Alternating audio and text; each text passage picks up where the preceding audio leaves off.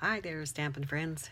Marilyn with Stamping Creations with Marilyn, coming to you again with another quick video on a Christmas card this time that I've made with the Blended Seasons stamp set and use the Stitch Season Framelit dies, which, once again, reminder that they're only available for the month of August, time limited, or while supplies last. So because I'm recording this early, I'm hoping that as of today, it is still available for you. The stamp set has 12 stamps. The bottom ones are shown at 60%, just to give you an idea, or the top ones are, sorry, the bottom are the actual size.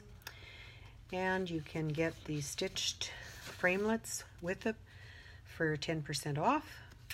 And the pencil crayons you can purchase separately. So I'll just show you the actual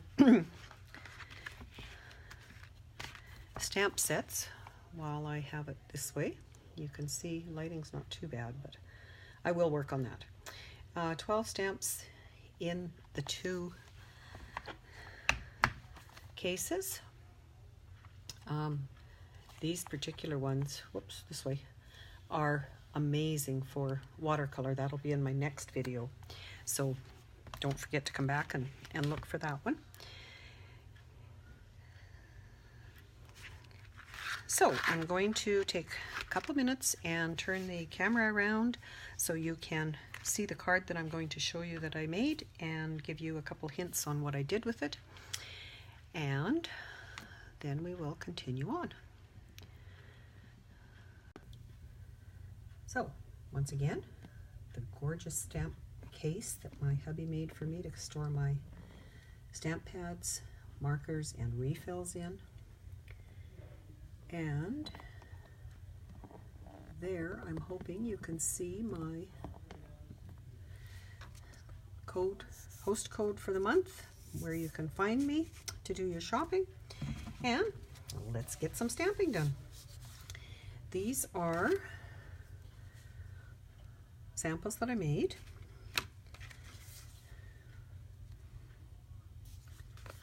If you've done some stamping before, you'll see that this is heat embossed.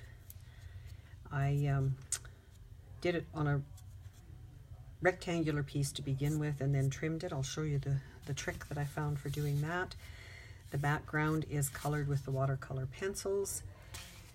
There's one that's partially put together, which we'll use here in a moment. And here are the pieces: a regular old olive card base. Then I took the designer paper that's in the annual catalog and cut a piece 4x4. So because it's 12x12, you'll get quite a few pieces out of it if you're cutting it 4x4. I attempted this side, but somehow it just didn't work when I was putting a red greeting on it. So that was the side I used. This is cut out with the, check it, the middle-sized framelit, and you can see the stitched edges around here. Gorgeous, gorgeous. So what I did with that was I took this stamp that's the holly and the berries. Really sounds like Christmas, doesn't it? Inked it up with my Memento ink because I'm going to color it with the markers, and stamped it top and bottom.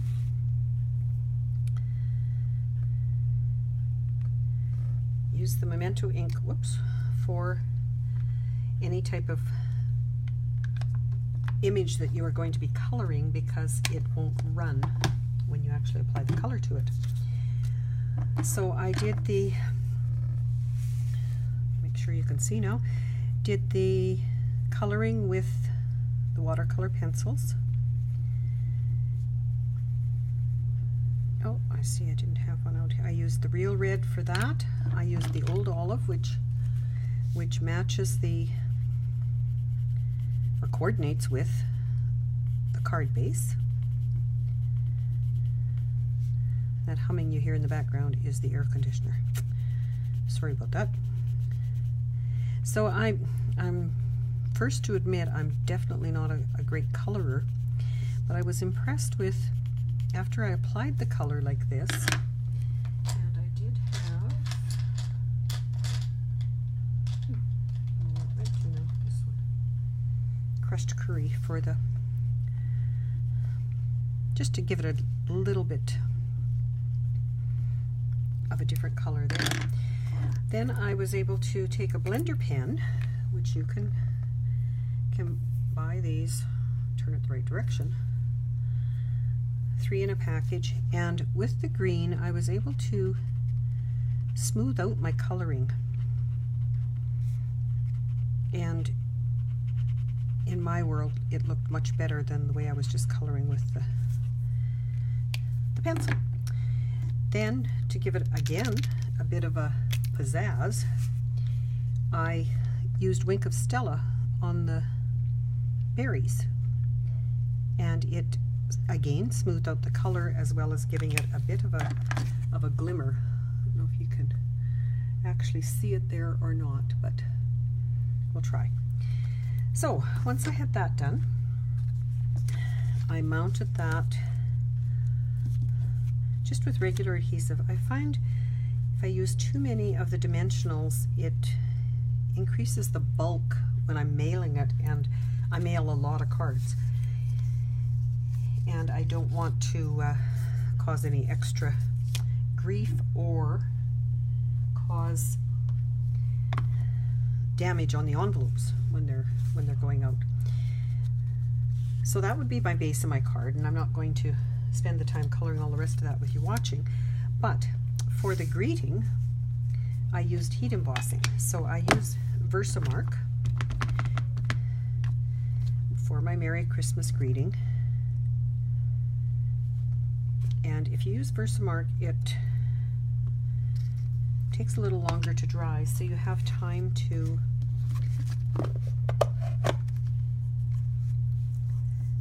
get your embossing powder out.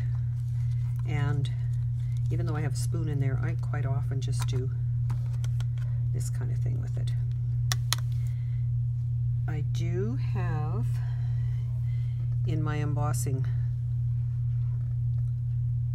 kit as well a little paintbrush for things like this. Whoops, a little bit too much off of that one.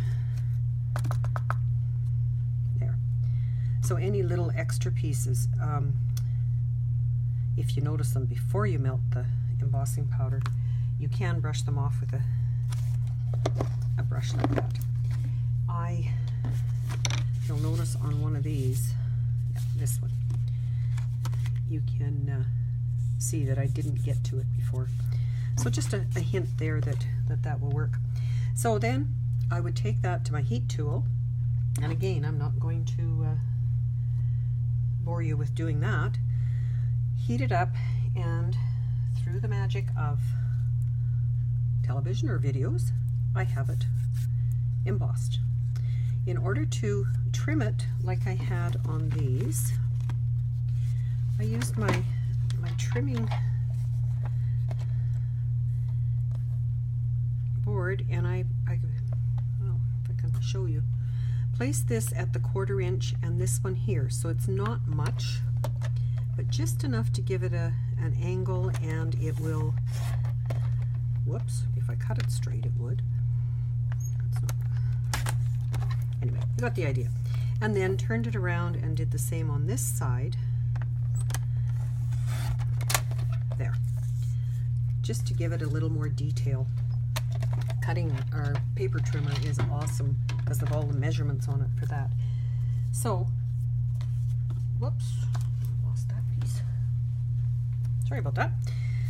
To put it all together, I would have this, and then this would go on with my dimensionals to give it a little bit of dimension there. And to me, I've got my first Christmas card designed. And this set, I had gone to another class and we had done this sample, a little bit more glimmer, a little bit cut out, and the bow, and a Merry Christmas done in the gold. So Lots and lots of different techniques and color combinations you can do. As you can see, this red is a little bit different than this one. The background, there is an embossing folder that was used there. So I have lots of ideas coming for that. So hopefully you've had a good week, and I will be back next week with my final sample. Thanks for watching.